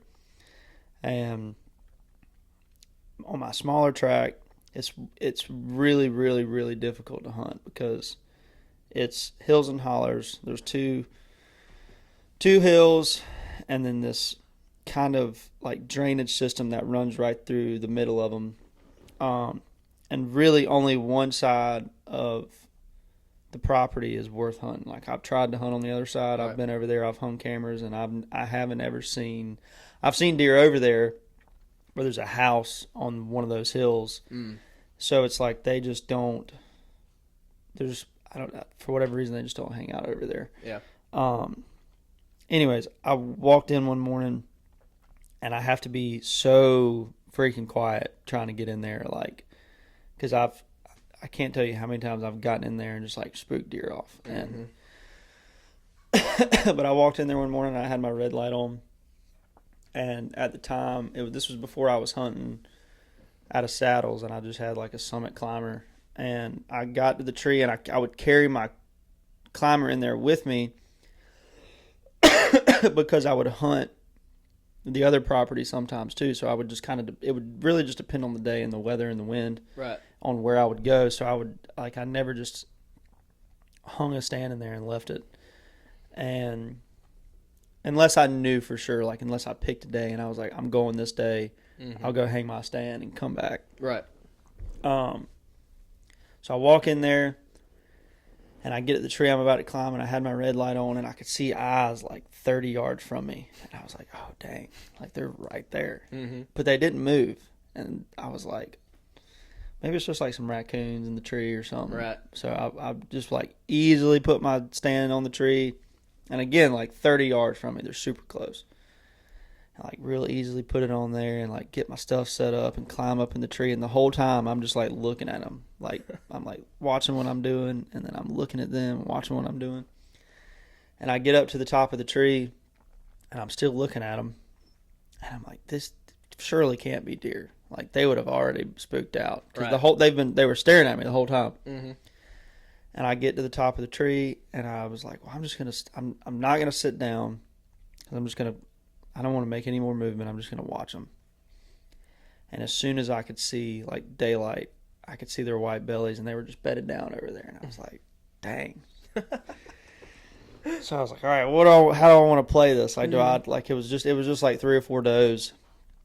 I was like, do I want to wait on a buck, or do I like want to see if, I'm just sitting there trying to like figure it out in my head. And then 2 of them popped up and they started getting nervous, and I was like, nope. And just freaking busted one of the does. And I never even sat down. That's crazy. That's crazy. I was in there for probably, from the time I parked my truck to the time it was like an hour. Right. That's crazy. I don't like climbing. Like I have to go sit in like a stand that's already like hung up. Yeah. I gotta do that or a ground blind. Have you ever tried a saddle? Do you not like climbing because are you scared of heights or like just? No, I'm not scared of heights. I just don't have enough practice with it to be comfortable like climbing a telephone pole or a tree. Like, yeah. I learned on a telephone pole like climbing, but it's been so long, and I probably wouldn't feel comfortable doing it. Yeah. In my opinion, and this is, people have their own opinions, obviously, but in my personal opinion, hunting out of a saddle is probably the safest and easiest way, especially if you like running and gunning. Like there's been days where I've got in the woods and had planned to sit all day, and I would sit in one spot and like hunt in those hills and hollers like that, just in any like where the topography is constantly changing. Yeah. Thermals come into effect. You have really bad wind swirls. Like there's just all kind of different things that kind of factor into it. So like there's been days where I've got in there planning to sit all day. I'd climb one tree and my wind would change on me, or it would just be swirling really bad in the spot that I'm at, or like. So you switch? I would climb down and switch. That's probably where it comes in handy, is the convenience of like just being able to go wherever you want and climb a tree. And that's where bow hunting, because you can come like my saddle, all of it fits on a backpack. Oh, that's nice. And my saddle or my pouches, I take in there everything that I want, from like my knife set fits in there. I've got on my bino harness, there's a pouch in the back of it, and I just take a flask of water and stick it in that back pouch. And like, so I got my water in there, my like knives, headlamps, whatever else in my pockets, and my whole setup maybe weighs like 25 pounds. That's not bad. Maybe. And yeah, that's nice. It's like sketchy learning on it at first, because you're literally just hanging in the tree by a rope and a carabiner. But once you figure out all right, this, as long as you keep up with your equipment and like you're not, letting it go for three or 4 years and like just Right. being like whatever, or letting it dry rot or whatever. That's good. Yeah, dude. I mean, I've literally. I have to look it up. I don't know that any of our guys hunt that way. It's awesome, man. Like, and I was against it before I tried it. I was like, "There's no way that that's like comfortable, or like, there's no way that that's even safe." Right. But I mean, it's way safer. You have to pay attention to what you're doing too, because I mean, if you made a mistake, Right, then it's obviously it's more dangerous if you make a mistake. But that's kind of the same thing with anything. well, yeah, you hang a tree stand wrong. Yeah, but Same there's thing. there's a lot more. Like, you have your lineman's belt, then you have your like your anchor rope, you have 3 or 4 different carabiners that you have to use and hook up. Mm-hmm. So like but it forces me to climb slower. Oh yeah. So like, because every time, like whenever I hang a stick, so you have these, they're about this tall, and they got foot holsters on the top and bottom. At least mine do. And then you wrap your rope around, you lock them in, and like kind of set them in place. And like every time I do that, I put all my weight on it and like just make sure I'm right. being real careful. But it's so comfortable. Like I sleep in mine. It's like a hammock. That's crazy. Pretty much. Yeah, I'd have to look at it because it doesn't sound comfortable, but It is. I mean, it's essentially like a really big diaper that you put on. And mine has panels on it, so like once I get set up, I just kind of pull my panels down, and it covers like right under the back of my thighs, all the way up to like kind of lower back. my lower back, and it kind of meets in the middle like this, and your carabiner's hooked right here, and then it runs to your anchor rope, and you just lean back in it. And they make attachments now to where you can put, it's like a sling almost, and you hook it into your carabiner, connect it to your anchor rope, and it goes under your armpits and around your back, and you just like lean back in it, so it takes all the pressure off your back. Yeah. You're just suspended and hanging there like you're literally sitting in a I hammock. don't know if I could shoot a gun that way though. You can't. Like I feel like I got to set up to do that. Well, so you can adjust how much line you have. Oh, okay. So for me, because I bow hunt out of it, I give myself a good bit of slack. Right. And you have a platform connected to, or like up against the tree, so your feet are kind of up against the platform like this. And for me, bow hunting, this is usually about how far back I'm hanging, and my bow's hung up on the tree, I just grab my bow, and then you just take pressure off of one of your other feet, and it swings you one way or the other. Uh-huh. And like, I mean, there's been times where I've literally put my foot up against the tree and like kind of swung over. But with the rifle, because I've rifle hunted out of them too, you can just give yourself less slack. You'll be closer to the tree. And I've hung, like, just to stabilize them, I've hung like foot holster, those things I don't really know what they're technically called, but like you screw them into the tree, and they're just like little foot pegs. Pegs, yeah. And I've put 2 of those on both sides of the tree, so like, because you're facing the tree, you're looking at the tree. And so I'll set up to where the probability of whatever's going to come in is going to cross in front of me. And I'll just hang those 2 pegs on the tree and just kind of test them before I like get really settled in. Yeah. And I mean, I've killed deer doing that. And then also there's an old there's an old military trick to where you can take your rifle sling and wrap it around the back of your arm and just like kind of use your hand. So if like if this is like the barrel or the handrest on your gun, you put your hand right here, wrap your sling around your arm, and tighten it up, and it puts pressure. Yeah. And it helps stabilize your gun a little bit. So I mean, I've shot free-handed. That's crazy. I think it's way more comfortable, but that's just. Maybe I'll cut what we just talked about and put it at the end of the podcast episode and just put a little like a little Extra. segment there, be like, if you want to talk deer hunting, Yeah. stay till the end. And they were like, shoot those things too, because they demolish everything. Lay waste to those things. Dude, that's what, and obviously like coyotes and stuff like that, and then there's like a family of like 15 raccoons that goes through, which obviously we don't care about those, but like it's funny seeing them on the trail cams, because there's literally like 12 of them at one time. I'm like, we're just herding them. And then turkey. I'll show you some of these deer I have on. I've got some nice ones on camera. Well, it's in Tennessee. Yeah, so 30 minutes. Oh, thought it was 45 to an This hour. is let's see. I'm not gonna waste too much time trying to find. You're good. I've got some. I'll show you after the podcast, because I've got some good ones in here. But I've watched them grow for like 3.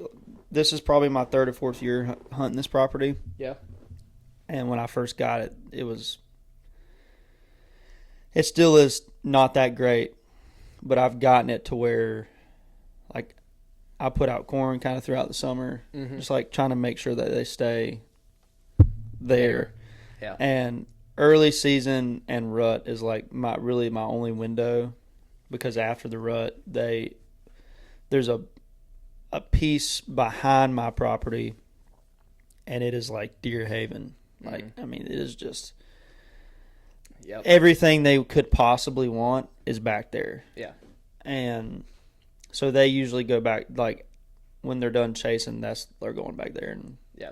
We did turnips, and they didn't touch them the first year, and the second year demolished them. Yeah. I mean, down to you couldn't see, it was just dirt. Yeah. Turnips are great. Peanuts. I mean, we used to do, my dad a long time ago used to cut the bottom end out of a peanut butter jar and and just put it on a tree. Screw the lid to the tree. And yeah. I've never seen anything like that before. That was when I was like 12. And but yeah, it's corn and turnips, unless they do something different this year. Yeah. My buddy has a but he developed a trough system with timers on the lids to entice the deer to come in, like at certain times. So like in the middle of the night, the trough's closed, right? And then 2:00 in the afternoon they open. And I mean, I've never personally seen one. Obviously I've seen them on his Instagram and stuff, right? But I'm sure that makes that or noise or something. So that probably, I was about to say, because if not, you'd have to hope that they were just there when it opened, right? Yeah. So that they know. I mean, dude, they're smart too. So I mean, if they're staying in that area and they're like kind of, frequenting that spot, then they'll know. They'll notice, like, okay, it's open now. It wasn't open then. So like they are smart. Yeah, I mean they figure it out. Yeah. Like it's crazy. I always thought turkey were smart too, and like their eyesight is insane. But last year I could not get them away from my tree stand. There was like 10 of them that came in. I stood up fast so that they would see me. Started like moving around, making noise. Was it during deer season? Yeah. Yeah, because they know. It made me so mad. They know, dude. I mean, like they are.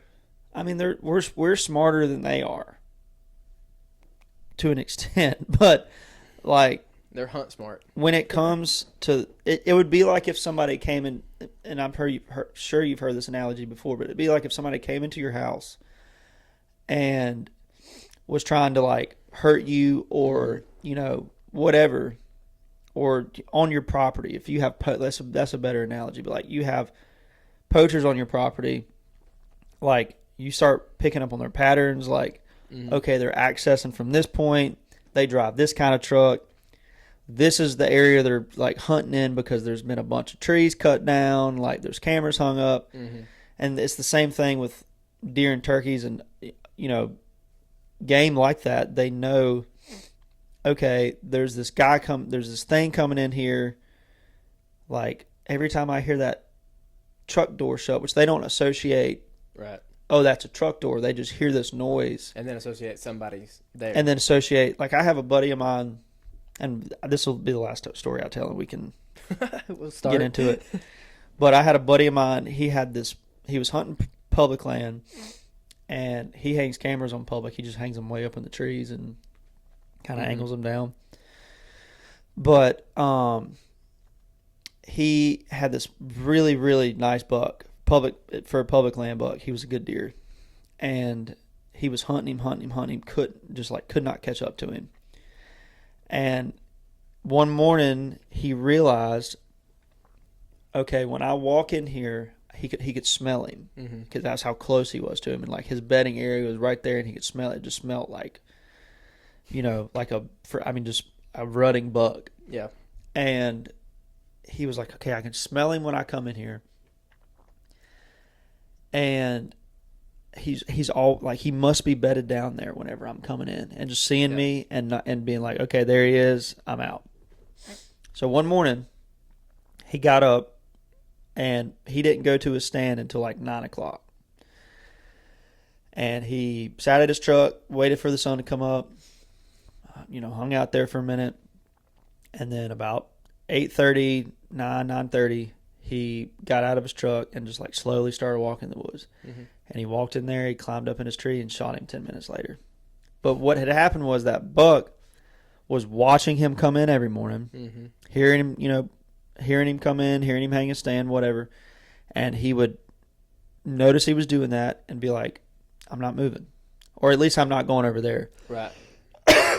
And that particular morning, when it was time for that thing to be coming walking through the woods, it didn't come through. So the deer felt safe. He got up, probably went and fed or whatever, and then was coming back to bed down. That's crazy. And it killed him. Literally 10 minutes. He was in his stand 10 minutes before he came through. So they're smart, man. Yeah, they're really smart. That always blows my mind. And turkeys are like... I don't hunt turkey, so I don't know anything about turkey hunting. Oh, dude. I went once and I was like 12. But I'll have to take you, dude. It is if you go turkey hunting now as like an adult, and like you go on a good morning and you get like they're fired up and they're just back there just making noises. Dude, it is like, bro, there's nothing like it, dude. I mean, there's nothing like it. It is so fast paced and like. How close do they got to be for you to get them? Because I know you hunt them with a shotgun. Yeah, I mean, I shot. The one I shot this year was like 50 yards. And I keep saying that. Well, but I shot one opening day at 50 yards this year. And I had a good gun, though. I mean, that was your gun matters a ton. Yeah. And like the choke you have and like just your turkey gun setup matters a lot. And I am not going to sit here and act like I'm a world-class turkey hunter, because I really just got into it probably like 3 or 4 years ago. But I have a bunch of buddies that are like avid turkey hunters, and I've had the advantage to learn from them and like going hunting with them and whatever. But this year I called in my first solo turkey so I was completely by myself. And long story short, I didn't have the right gun, and I was kind of being stupid, and like I have this gun that had some sentimental value to me, so I'm like, I'm gonna go kill my. I'm gonna go in here by myself. I'm gonna try to kill my first solo turkey with this gun. Yeah. And I got in there, didn't hear anything all morning. I mean, just I'd walked around in the woods for probably 2 or 3 hours just trying to get one fired up. And I had a couple here and there like way off that would fire off, but nothing that was in range for me to like start tracking them down. Right.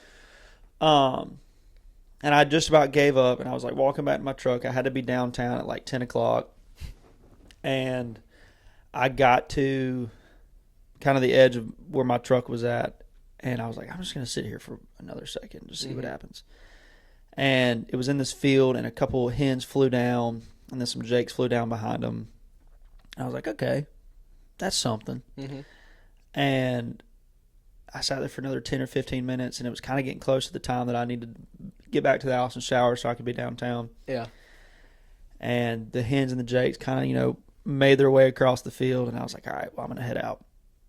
And I stood up, and I just hit one more, just and across the road, from me, these turkeys just freaking just gobbling their brains out.